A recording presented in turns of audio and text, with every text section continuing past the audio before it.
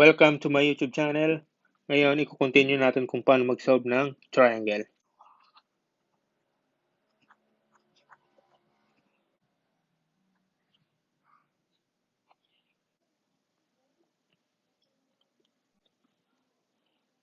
Mayroon tayong problem dito ng triangle, given lahat ng sides at missing lahat ng interior angle. So, yun ang ipapasolve sa atin kung anong mga interior angles.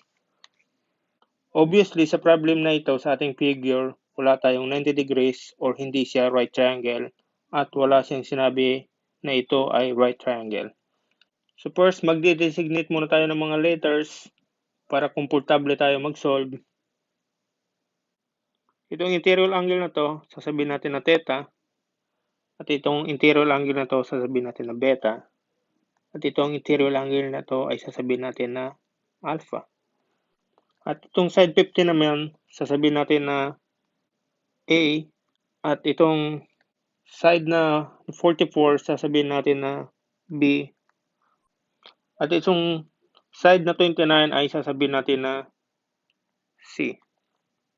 Pag given lahat ng sides at hindi siya right triangle ang ating triangle, wala tayong ibang choice kung hindi natin gagamitin ng cosine law. Kung bakit kailangan natin siya gamitan ng cosine law, kasi sinabi ko sa previous problems natin ng triangle, dalawang formula lang ang pwede natin gamitin pag hindi right triangle, yun ang sine law at saka cosine law. Maglalagay ako dito ng sine law, i-breakdown natin dito ang sine law.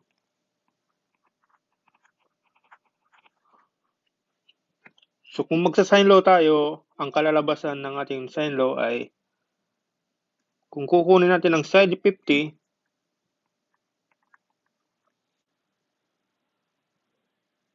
over sine ng kaniyang angle, yun ang theta,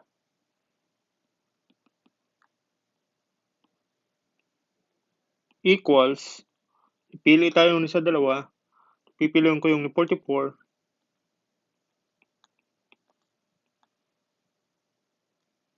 over sine ng kaniyang angle na beta.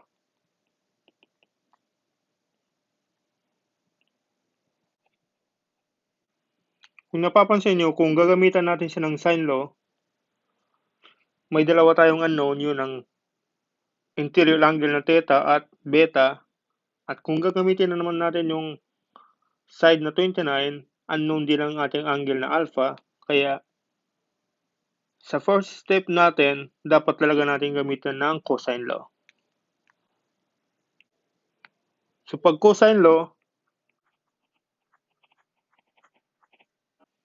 kung pipiliin natin na isosolve natin first ang angle na theta, ang ating magiging formula ay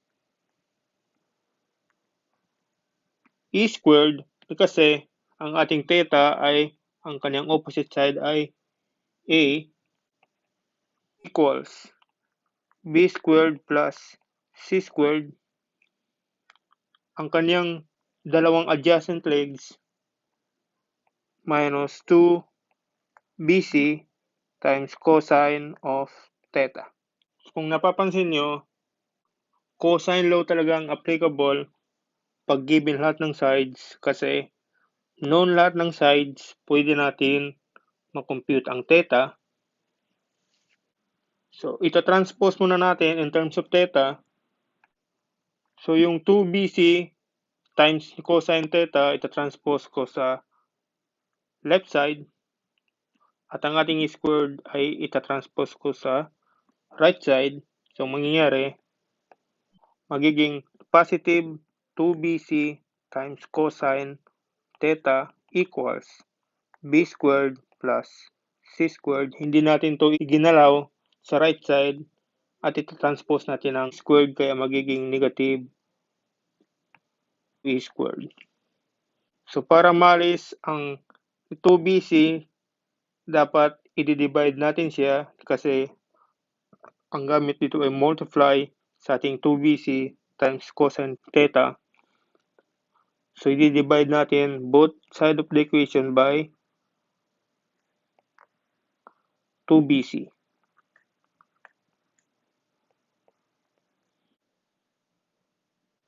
mangyayari, magka-cancel itong 2BC sa ating left side.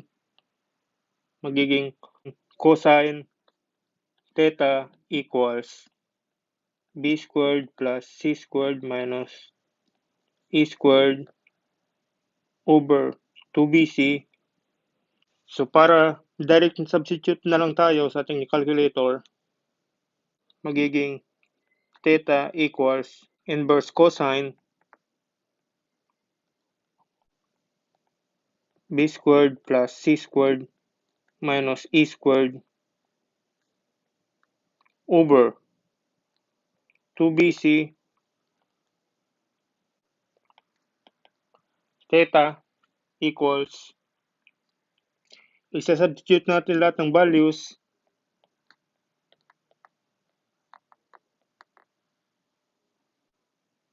Ang value ng ating B ay 44 squared plus value ng ating C ay 29 squared minus ang ating E 50 squared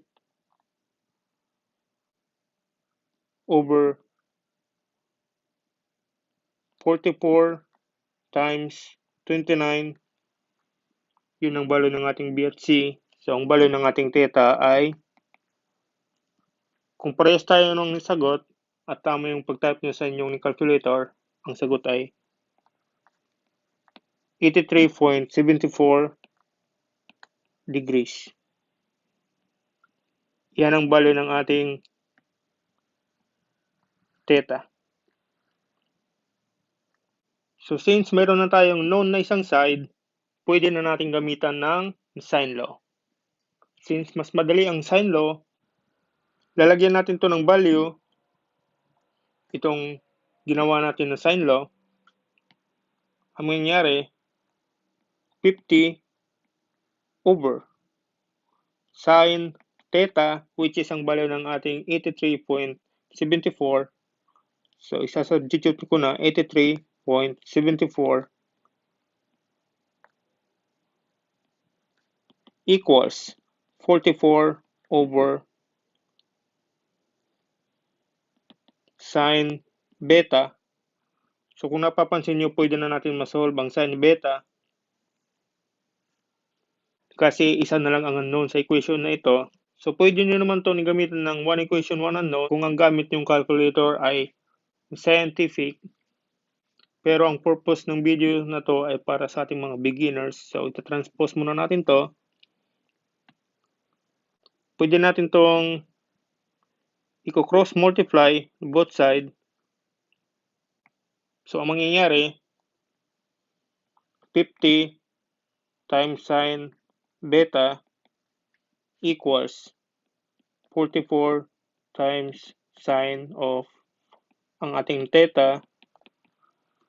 So since may 50 na tayo dito sa ating sine beta, pwede natin itong i-divide both side by 50.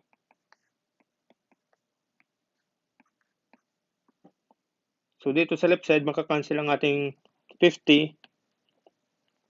Ang mangyayari na lang ay sine beta equals 44 times sine 83.77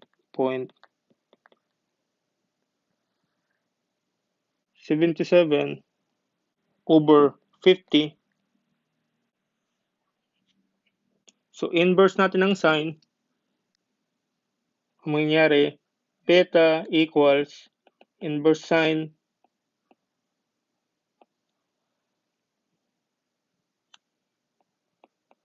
44 times sine 83.77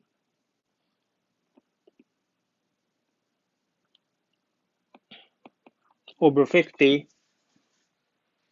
So kung parehas tayo ng sagot, ang value ng ating beta ay 61.02 degrees. Yan ang value ng ating beta. So na-solve na natin ang theta, na-solve na natin ang beta. Isa na lang ang unknown, yun ang alpha. Ang pinakamabilis na paraan, pag isang interior angle na lang ang ating hinahanap sa ating triangle, gamitan natin ng properties ng triangle, yun ang summation of interior angle equals to 180 degree. So lahat daw ng interior angle ng ating triangle ay equivalent to 180 degree. So ibig sabihin, ang ating alpha plus beta plus ang ating theta ay equivalent to 180 degree. So, since unknown ang ating alpha, ililipat natin ang beta at saka theta sa left side. Ang mangyari, 180 minus beta minus theta. So, pwede na natin i-substitute ang value ng beta at saka theta para makuha na natin ang ating alpha. Value ng beta, 61.02 degrees minus ang ating theta na 83.77 degree. Value ng ating alpha ay 35.21 degree. Yan ang ating sagot. So yun ang pinakamabilis na paraan para mag-solve ng ating mga interior angles pag given lahat ng sides ng ating triangle. First step mo, gagamitan mo ng cosine law, tapos punta ka sa sine law, at saka yung properties ng ating triangle na summation of interior angle equivalent to 180 degrees. Kung gusto mong i-check kung tama yung sagot mo, madaming paraan para i-check ito, pero ang pinakamadaling paraan para i-check natin kung tama ang ating sagot,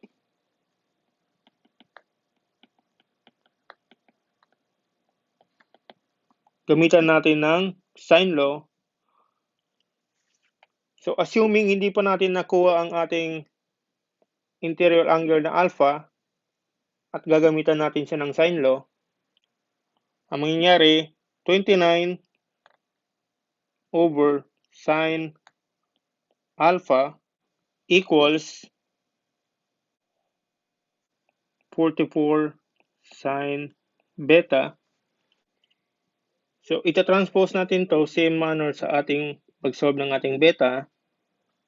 May tiwala ako na alam niyo na yon.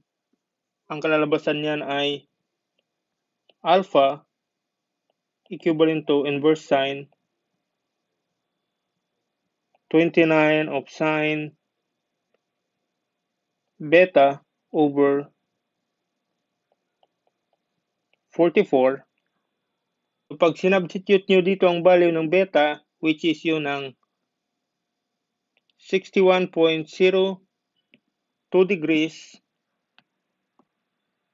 ang kalalabasan niyan dapat ay 35.21 degrees. Dapat same ang kalalabasan nito sa sinode natin na summation of interior angle. Dito ngayon nagtatapos ang ating tutorial. Kung nagustuhan yung video na to, mag-like kayo at mag-subscribe sa aking channel. See you next time. Bye.